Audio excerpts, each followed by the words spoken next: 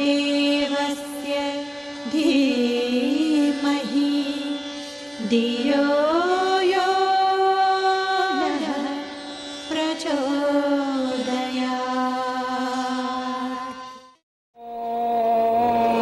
भूर्भुवः स्वः तत्सवितुर्वरेण्यं भर्गो देवस्य धीमहि धियो यो नः प्रचोदयात्। हमारे आत्मीय परिजनों, आज रक्षाबंधन का पर्व है। यूँ तो ये बहन भाई का भी पर्व है। बहन अपने भाई के राखी बांधती है और वो आशा करती है कि उसका भाई उसकी रक्षा करेगा।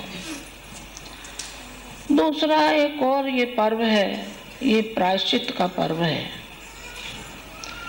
कि हमने अगले वर्ष में, इस वर्ष में हमने क्या क्या भूले की हैं, क्या क्या हमारे अंदर कमियां थी, क्या हमारे अंदर दोष और दुर्गुण थे, उनको हम पुनः न दोहरावें।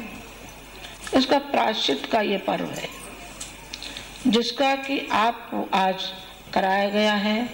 10 स्नान आपको कराए गए हैं, यज्ञोपवीत आपका बदला गया है, आपकी शुद्धिकरण आज कराया गया है। तो अब तक हम अशुद्ध थे, हाँ अब तक अशुद्ध थे, आज आपकी शुद्धि हुई है। और आगे के लिए आपने ये प्रण किया है कि हम जीवन भर वो गलतियां न दोहरावें जो हम पूर्व में कर चुके हैं। यदि वो गलतियां आगे बढ़ती हुई चली गई तो फिर ये प्रायश्चित का पर्व क्या रहा? ये प्रायश्चित का पर्व है, ये चिंतन और मनन का पर्व है और दोषों को धोने का ये पर्व है। ये पर्व हमको सिखलाता है कि हमारे अंदर कोई बुराइयां तो नहीं पनप रही, यदि पनप रही हैं तो हम उन्हें निकालें। दीक्षा का क्या अर्थ है? दीक्षा का मतलब है जुड़ जाना। किससे जुड़ जाना? उस महान शक्ति से जुड़ जाना जो कि प्रेरणा स्रोत है। उस शक्ति से जुड़ जाना, उस शक्ति को पा लेना, उसके प्रकाश को पा लेना और अपने रोम रोम को प्रकाशित कर लेना कि हमारे रोम रोम में प्रकाश फैलता हुआ चला जा रहा है। गुरु जी का प्रकाश और माता जी का प्यार और दुलार, गुरु जी के तप का अंश, माता जी के तप का अंश, ये हमारे अंदर घुलता हुआ चला जा रहा है। ये दीक्षा का तात्पर्य है। और ये इस पर्व का तात्पर्य है कि जो दोष और दुर्गुण हमारे अंदर हों तो उनको हम निकालते हैं, वो आगे के लिए हम प्रण करते हैं। ये पर्व है रक्षा सूत्र का। गुरु अपने शिष्यों को रक्षा सूत्र बांधते थे और ये आश्वासन दिलाते थे कि हम आपकी सदैव रक्षा करते रहेंगे। ब्राह्मण भी अपने यजमानों को रक्षा सूत्र बांधते रहे हैं। अभी भी ये परंपरा है कि ब्राह्मण अपने यजमानों के यहाँ जाते हैं और रक्षा सूत्र बांधते हैं। ये बात अलग है कि आज न वो ब्राह्मण रहे और न वो बंधवाने वाले रहे। उन्होंने रक्षा सूत्र बांधा और उन्होंने उसको दे दिया, बस साफ मामला। बहन ने भाई की राखी बांध दी और भाई ने उपहार में कुछ दे दिया, खत्म हो गया मामला। गुरु ने रक्षा सूत्र बांध दिया, शिष्य ने कुछ दे दिया। नहीं, इससे नहीं चुकता शिष्य। पूरी गुरु अपनी पूरी जिम्मेदारी के साथ बांधता है और ये कहता है कि हमने इस सूत्र में तुमको बांध दिया है। और बांधा ही नहीं है बल्कि आपकी रक्षा का भार हमने अपने ऊपर लिया है, हम सदैव आपकी रक्षा करते रहेंगे, ये हमारा प्रण है। ये गुरु और शिष्य का पर्व है, ये प्रायश्चित का पर्व है, और ये रक्षाबंधन का पर्व है, जो रक्षा सूत्र बांधा जाता है, ये पर्व है। चलिए अब आगे चलते हैं। आगे चलते हैं कि आप 9 दिन का सत्र करने आए हैं, 1 महीने का सत्र आप करेंगे। आप 9 दिन का सबको संकल्प दिलवाया गया है, पूरे मनोयोग से और पूरी निष्ठा के साथ अपने संकल्प को पूरा करेंगे। हमारे अंदर यदि भावनाओं की कमी हो जाती है, श्रद्धा की कमी हो जाती है, आस्था की कमी हो जाती है, तो फिर कुछ हाथ नहीं लगता है। आस्था 1, श्रद्धा 2, विश्वास 3, ये तीनों ही हमारे जीवन में काम आते हैं। ये तीनों में ही कोई कमी नहीं आनी चाहिए। ये दिनों दिन विकसित हों, ताकि अंतःकरण भी विकसित होता हुआ चला जाए। नहीं तो वो ज्यों की त्यों बने रहे, तो फिर आपकी न दीक्षा काम आई और न आपका अनुष्ठान काम आया। केवल आपने माला घुमाई भर है। माला घुमाने से आपका क्या भला होगा? कुछ भला नहीं होगा। वो तो आपने 2.5 घंटे पूरे किए हैं, आपने हृदय से माला को नहीं फेरा। कर का मन का छोड़कर और मन का फेर।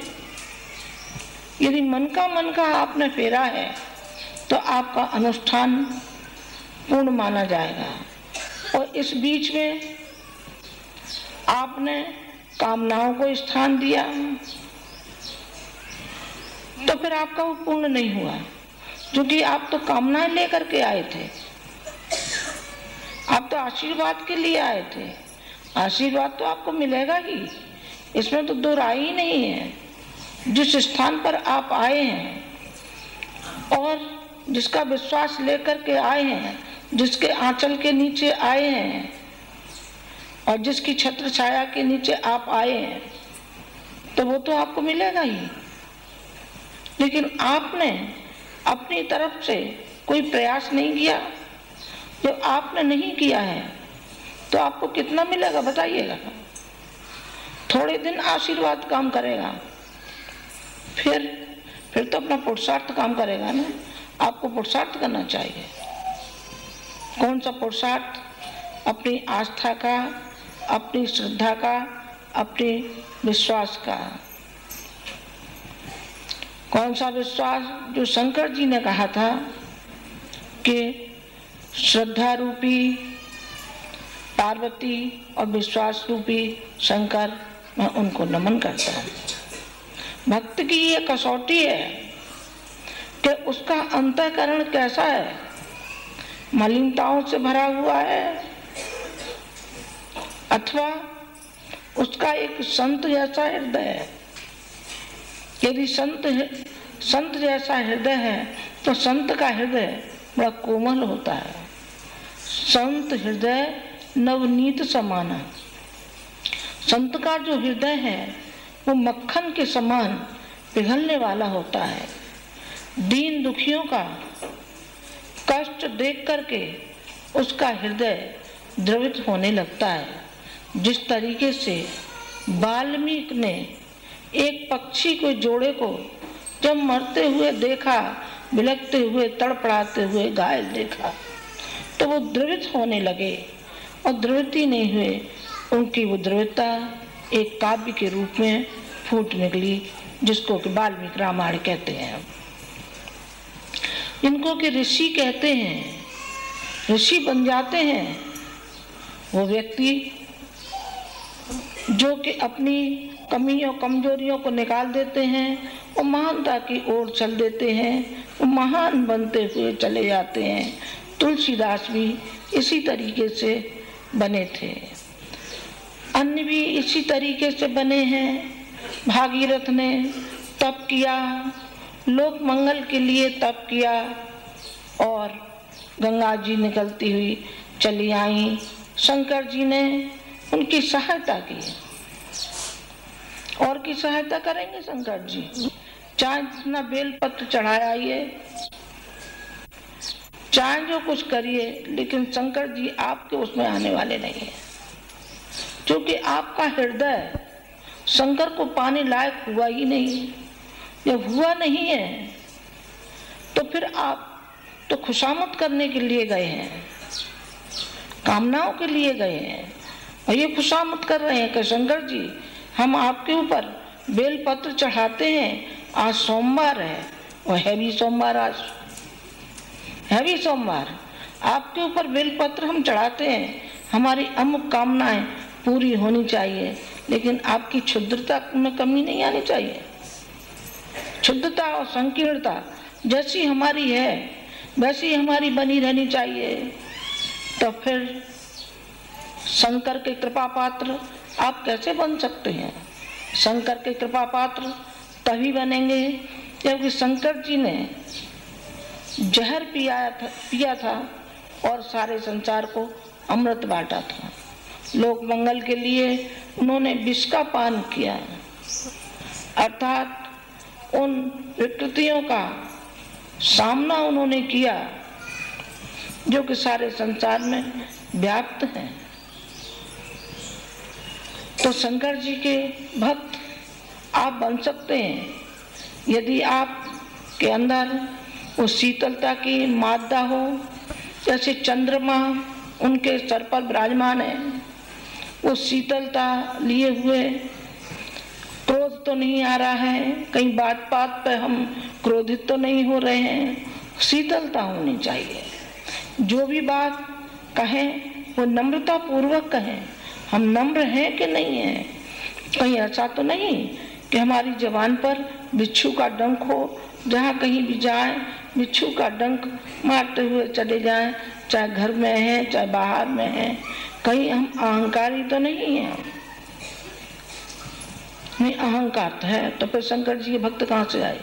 शंकर जी के तो साथ में बिच्छू, कातर, सांप, भूत, पलीत सभी उनके परिवारी जन थे, और उस परिवारी जन में होने से भी वो कितने गंभीर, कितने कृपालु, कितने दयालु और अहंकार से रहित थे। आप तो जरा जरा से में अहंकार आपके अंदर आता हुआ चला जाता है। गायत्री माता के भक्त कौन होता है? किस पे सवारी करती है गायत्री माता? गायत्री माता हंस पे सवारी करती हैं। जो हंस जैसा जीवन, पाक साफ, विवेकशील जिसका जीवन हो, उस पर गायत्री माता, उसके हृदय में गायत्री माता का निवास होगा। यदि आप गायत्री माता के भक्त होना चाहते हैं तो आपको भी हंस जैसा जीवन, पवित्र जीवन, साफ सुथरा जीवन, विवेकशील जीवन आपको जीना पड़ेगा। अपने लिए कम, दूसरों के लिए ज्यादा। ब्राह्मणों से जीवन आपको जीना पड़ेगा। ब्राह्मण को ही गायत्री मिली है, गायत्री सबको नहीं मिली। तो साहब क्षत्रिय को और किन्हीं को नहीं, साहब क्षत्रिय को भी नहीं मिली। और ये क्या कह रही माता जी आप? विश्वामित्र तो क्षत्रिय थे, वो जब क्षत्रिय थे तब नहीं मिली, जब वो संत और ब्राह्मण हो गए तब गायत्री माता के वो पा सकते। तब गायत्री मंत्र उनको फल गया, और उन्हीं को नहीं फला जो कि राम और लक्ष्मण उनके पास आए और उन्होंने राम को बला अतबला, गायत्री और सावित्री दोनों ही सिद्धियां उन्होंने उनको दे डाली। ये है भक्त का स्वरूप, भक्त का हृदय। अभी मैंने बताया था, भक्त का समर्पण होना चाहिए। समर्पण यदि नहीं है तो फिर वो भक्ति कैसी है? और यदि उसका समर्पण है तो फिर उसको मिलता हुआ चला जाता है। नाचिज चंद्रगुप्त, जिसको कि गुरु की कृपा मिल गई और वो राजा बन गया, सम्राट हो गया। सम्राट हो गया जरा सा लड़का शिवाजी, और वो छत्रपति राजा बन गया। कैसे बन गया? अपने गुरु की कृपा से और बनता हुआ चला गया। उसने अपने अहम को गला दिया और अपने गुरु से उसने कहा कि जो भी कुछ है आप हैं हमारे, और जो भी कुछ मेरा शरीर है, जो भी मेरा ज्ञान है, जो भी कुछ है सो सब आपका है। तो उन्होंने अभय कटारी दे दी। गुरुजी ने तपश्चर्या की, गायत्री माता की, गायत्री मंत्र की उपासना उन्होंने की, अपने गुरु की, अपने आराध्य की उन्होंने उपासना की, और सब कुछ उन्होंने अपनी जिंदगी में पा लिया जो और व्यक्ति नहीं पा सकते। जो और नहीं पा सकते वो सब कुछ पा लिया। मैं तो कहती हूँ भागीरथ से भी ज्यादा पा लिया, शिवाजी से भी ज्यादा पा लिया, अर्जुन से भी ज्यादा पा लिया। उन्होंने इतना कुछ पा लिया। उन्होंने तो थोड़े काम किए थे, लेकिन गुरुजी ने तो कितना काम किया है। उन्होंने उपासना के द्वारा अपने जीवन का परिशोधन किया। उन्होंने परिशोधन करके साहित्य की इतनी रचना की जो अपने भजन से भी ज्यादा हो गई। समाज सेवा उन्होंने की, उनके बराबर किसी ने नहीं की। दीन दुखियों के उन्होंने आंसू पहुँचे और मुस्कान उन्होंने दी। उन्होंने कहा तुम रोते हुए जरूर मेरे पास आए हो, लेकिन मेरे पास से रोते हुए मत जाना, हंसते हुए जाना। मैं हंसी देने वाला हूँ, मैं रोतों का साथ नहीं देता, मैं हंसने वालों का साथ देता। मुस्कुराते हुए जाओ। जो भी तुम्हारी परिस्थितियां हैं, हर परिस्थिति में मुस्कुराते रहो, हंसते रहो, हंसाते रहो, खिलखिलाते रहो, दूसरों को देते रहो, दे करके चलो। कुछ नहीं है तो मुस्कान तो दे सकते हैं, प्रसन्नता तो दे सकते हैं, भावनाएं तो दे सकते हैं, किसी को प्यार तो दे सकते हैं। अरे प्यार के शून्य पाषाण, वो पाषाण क्या करेंगे जिनके हृदय में कोई प्यार का अंकुर ही नहीं है। प्यार का वो झरना उन्होंने सदैव झराते हुए उस झरने को चले गए, और उस झरने से लाभान्वित लाखों व्यक्ति की संख्या में उससे लाभ, उस झरने का पानी पीने से वो तृप्त होते हुए चले गए, जिसमें कि आप लोग बैठे हुए हैं। आप लोग अनुकरण करें तो आप गुरुजी का करिए, हमारा अनुकरण कीजिए कि किस कदर हमारे अंदर साहस है, हिम्मत है। इस बुढ़ापे में भी हिम्मत से जाने कहां से कहां पहुंचते हुए चले जाते हैं, जहाँ के कहीं हमने देखा भी नहीं था, कहीं गए भी नहीं थे, घर से निकल करके कभी पाँव भी नहीं दिया था, घर में ही रहे। सारी जिंदगी हमारी एक घर में ही बीती, और उस घर में ही अपने बच्चों का लालन पालन और बच्चों को अपनी छाती से लगाए बैठे रहे, जिसमें आप लोग हैं।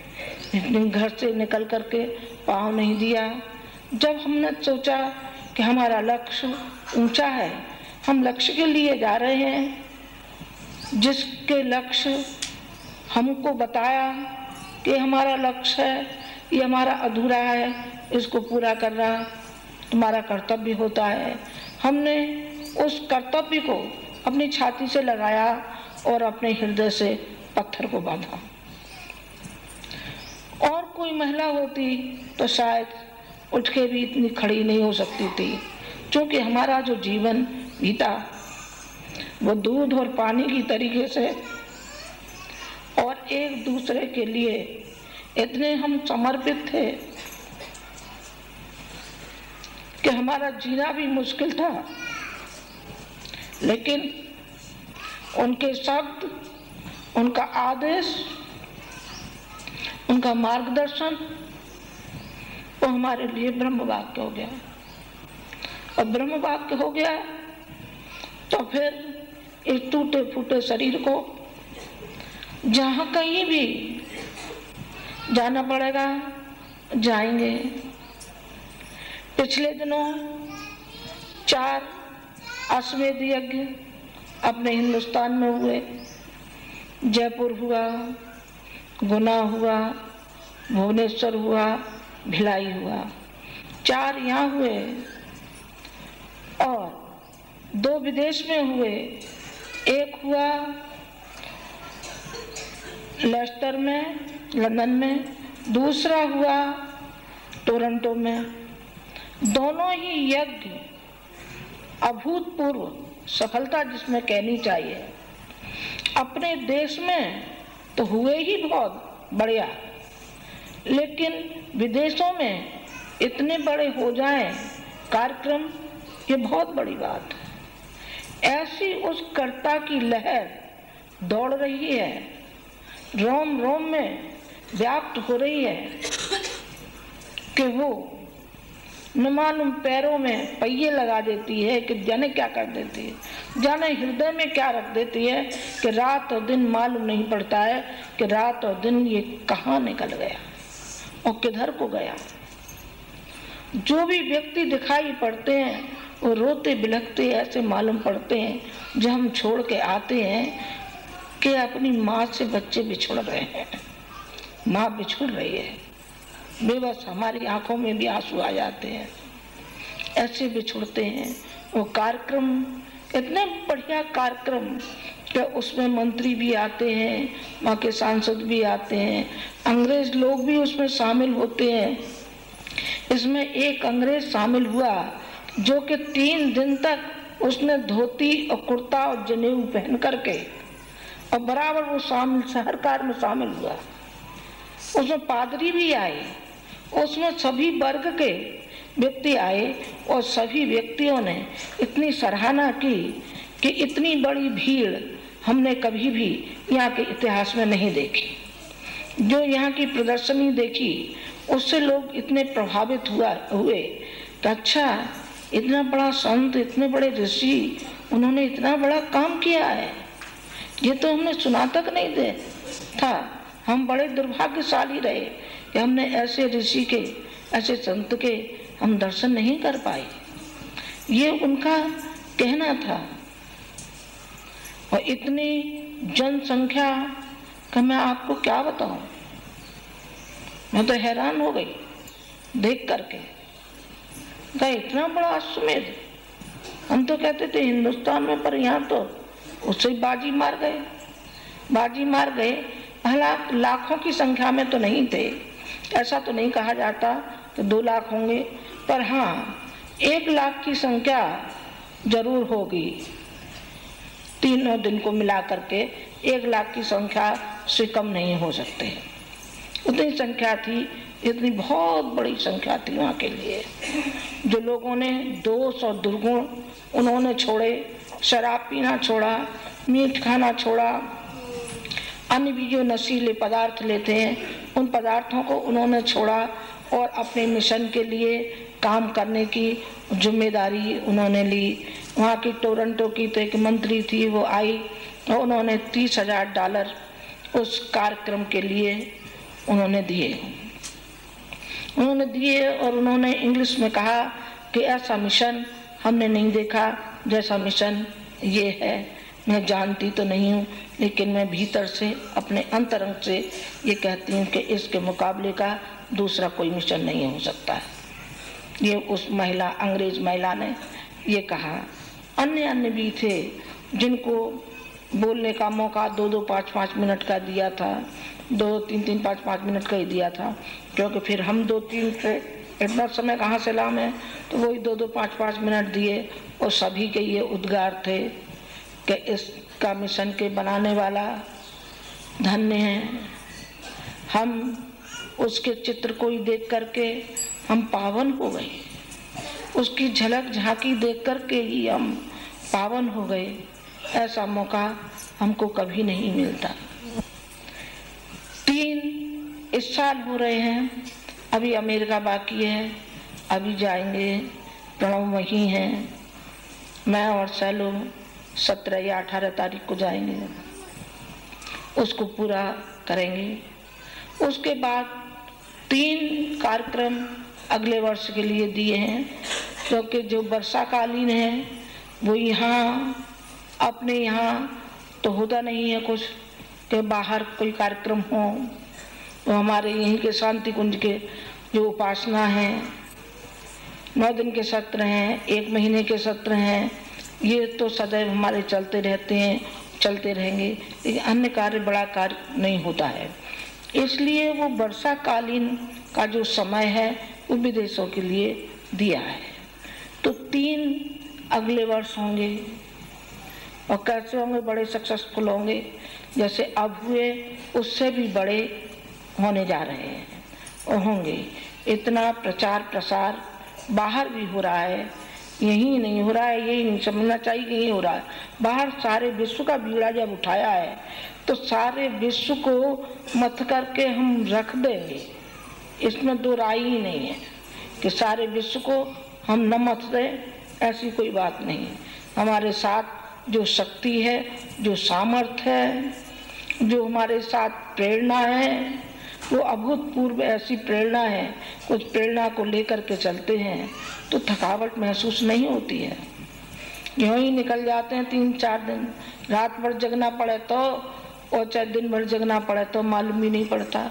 पीछे आ जाते हैं तो हाँ थोड़ी थकान मालूम पड़ती है, तभी थकान को निकाल लेते हैं, लेकिन काम करने में उसमें थकान नहीं मालूम पड़ती। मैंने आपको ये बताया कि आपका मिशन किस तेजी से ये मिशन बढ़ता हुआ चला जा रहा है।